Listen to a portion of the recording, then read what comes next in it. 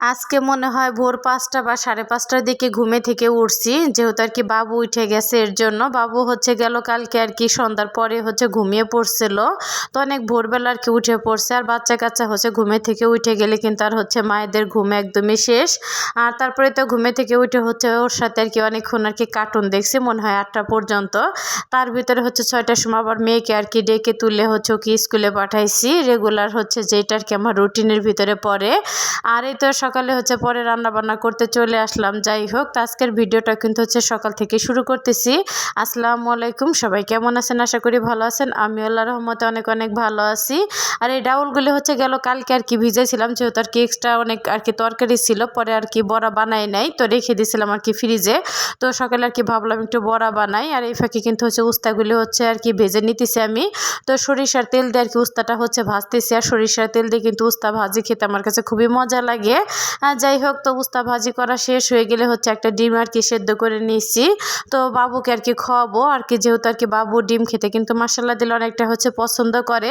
আর ডিমটা খাওয়াইতে আসলে অনেকটা শর্টকাট আর কি সময়ের ভিতরে খেয়ে ফেলে। আর এই তো ডাউলটা কিন্তু কাঁচামরিচ দিয়ে আর কি আমি একটু ব্লেন্ডার করে নিছি। তারপর অর্ধেকটা কিন্তু ফ্রিজে রেখে দিছি, আর অর্ধেকটা দিয়ে আর কি আমি বড়া বানাবো। তো এতগুলি ডাউল দিয়ে কিন্তু বড়া বানাইলে খাওয়া একদমই সম্ভব না।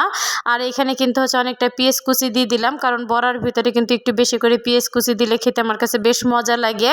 আর এখানে একটু হলুদের গুঁড়া, মরিচের গুঁড়া, জিরা, ধনিয়া, আদা, রসুন বাটা এবং স্বাদ মতো লবণ দিয়ে সুন্দর করে আর কি মেখে নেব। আর ডাউল তো ডাউলের বড়া খেতে বেশ মজাই লাগে, কিন্তু ডাউলটা ভিজাইতে অনেকটা আলসামি লাগে। তো যখন আর কি একটু ভিজাই, তো একটু বেশি করে আর কি ভিজাই, যেহেতু আর কি দুইবারে যাতে করে খাওয়া যায়। তো এখানে কিন্তু খেসারি ডাউল, তারপর মুসুরি ডাউল, তো একটু পোলার চাউল আর ভাতের চাউল দিয়ে আর কি ভিজানো হয়েছে। তো ভাতের চাউলটা দিলে কিন্তু অনেক মচমচা হয়, বড়াগুলি খেতে কিন্তু বেশ মজাই লাগে। আর এই তো এখানে কিন্তু তেলটা গরম হয়ে গেলে তো বড়াগুলি দিয়ে দিলাম। আর বড়াটা কিন্তু ভাজাও হয়ে গেছে আমার। আর ওই চুলায় দেই না, যেহেতু আর কি ওই চুলার একটু আছে আর কি সমস্যা। এই চুলা সুন্দরভাবে আর কি আঁচ পায়, তো বড়াগুলি সুন্দরভাবে আর কি ভাজা হয়ে যাবে আমার। আর এই তো এই ফাঁকে কিন্তু আর কি মেয়েও আমার স্কুল থেকে আর কি চলে আসছে। আর এসে বলতেছে, তুমি তো কি ভাজি করো আর কি, বড়া বানাও নাকি? কারণ বড়া জিনিসটা সবারই মোটামুটি পছন্দ আমার মনে হয়। যাই হোক, তো ক্যামেরা ধরার পরে কিন্তু সে আর কি লজ্জায় একদমই অস্থির। আর বড়াটা কিন্তু আমার ভাজা হয়ে গেছে। তো বড়াটা কিন্তু 3বারে আর কি আমি ভেজে নিছি, যেহেতু আর কি ছোট কড়াই, এর জন্য। আর এতে এখানে কিন্তু একটু ডিমটা আর কি আমি ভেজে নিব। তো ডিমটা কিন্তু উল্টাইতে যে একদমই খণ্ড খণ্ড হয়ে গেছে। কেমনে যে 3 খণ্ড হয়ে গেল আমি নিজেও বুঝতে পারলাম না।